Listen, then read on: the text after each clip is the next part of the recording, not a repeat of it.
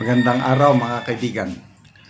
Bigyan naman natin ngayon ng reaction, opinion ang mga pahayag ni Congressman Joel Chua, isa sa mga House prosecutors sa impeachment. Tungkol sa napapabalita na mayroon ng resolusyon na hinahanda ng mga senador para ma-dismiss ang impeachment case ni VP Sara.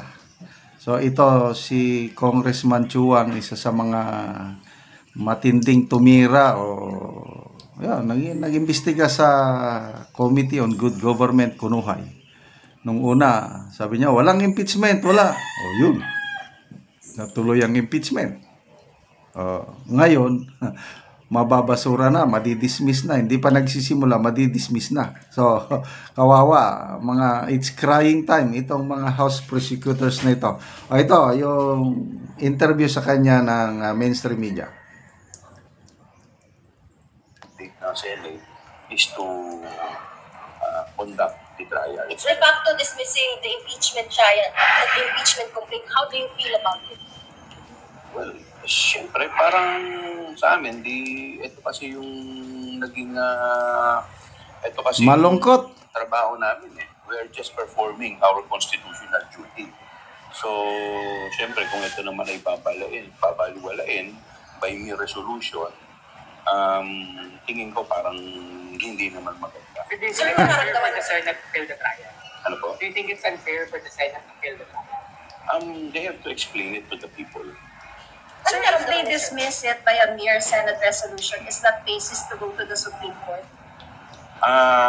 For now, hindi pa namin napag-uusapan kung ano magiging steps dahil hindi ko rin alam kung ano yung laman ng resolution. Basta yung preparation niya, sir,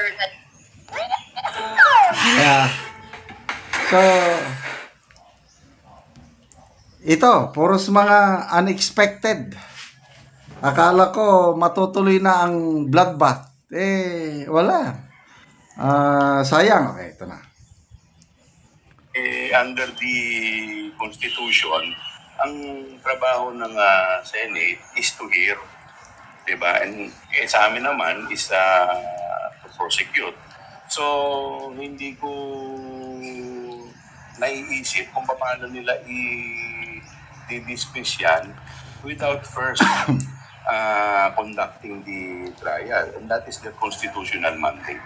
So, unconstitutional po yun? Well, for me, that is unconstitutional. They're violating their constitutional mandate. Although allegations pa lang po itong mga ito, pero anong magagawa ng House Constitution Panel po? Parang akalam pa din po yung Senado na mag-convene as an impeachment court. For now, hindi ko pa kasi alam yung issue. Narinig ko si Senator Ping Lacson na in-interview. Basically, hindi ko pa masagot dahil hindi ko rin alam kung ano yung laman ng resolution, hindi ko rin alam kung ano yung talagang mismong gist, no?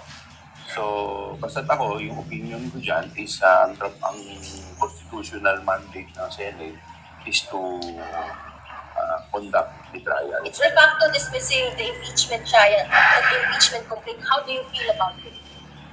Well, syempre parang sa amin, ito kasi yung naging, ito kasi yung trabaho namin eh. We're just performing. Ayun. Makikita mo sa tono, malungkot.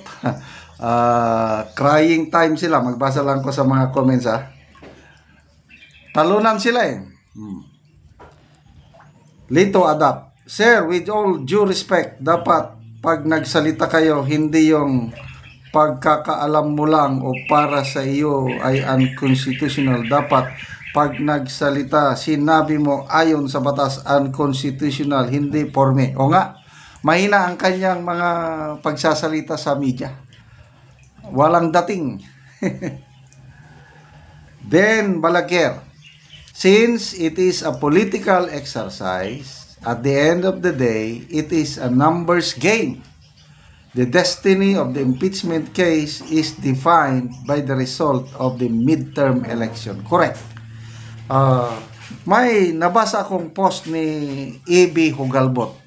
Ito yung kanyang analysis, Kasi nalaman ni Senator-elect Tito Soto, na yung impeachment complaint hindi pa daw na i-refer sa Committee on Rules ng Senado. Paano ba yan? May niluluto talaga sila. At according to E.P. Hugalbot, may scenario 1 and 2. Bakit nagkaganon? Okay. Scenario 1. Hintayin mo na talagang sinadya, according to E.B. Hugalbot, sinadya na huwag i-refer muna sa Committee on Rules. Hintayin nila yung midterm election result. Pag nanalo ang karamihan na alyansa candidate, majority nanalo sa siyam, 10, ganon. Ang susunod dyan is full-blown trial ni VP Sara para matanggal. Scenario 2.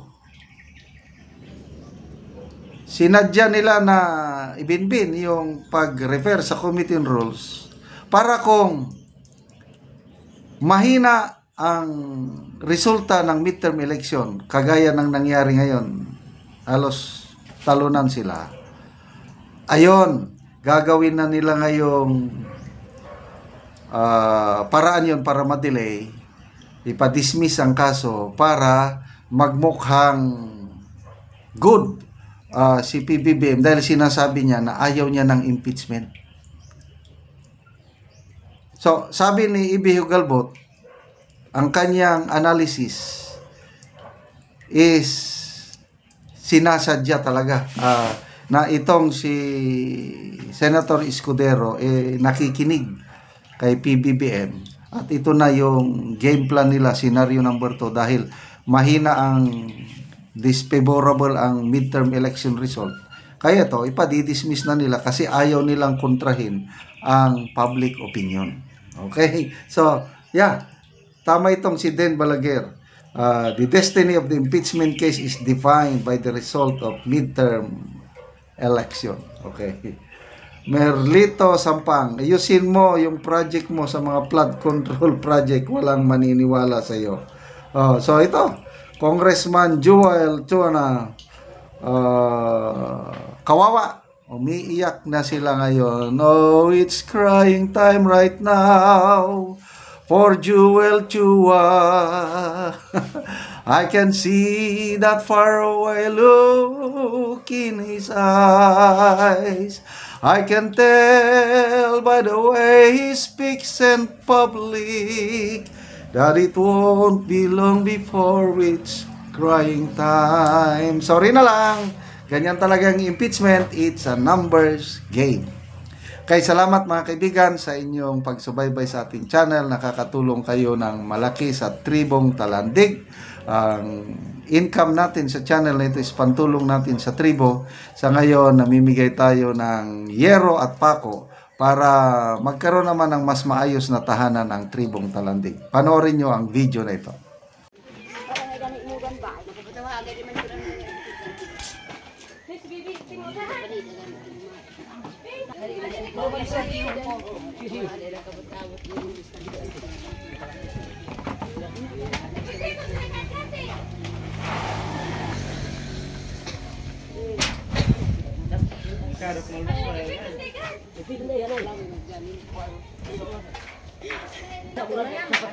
Ate mana untes ka na.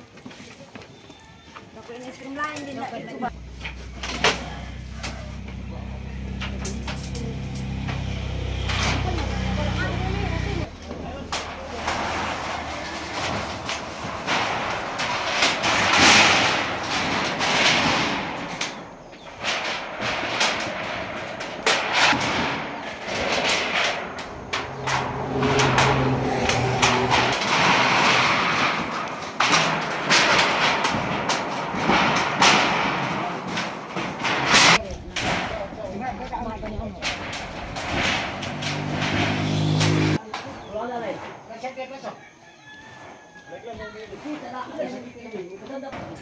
Lansang na.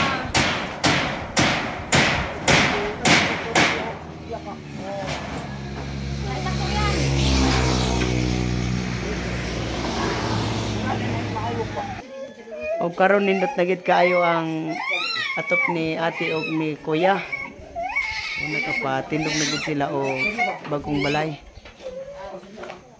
Karon yaon sa inyong maistorya bahin sa karon kabalay na mo.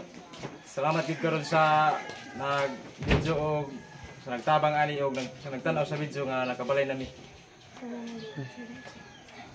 Sa Ginoo kay kung walang tabang di yun kabalay. Oo, so salamat kayo.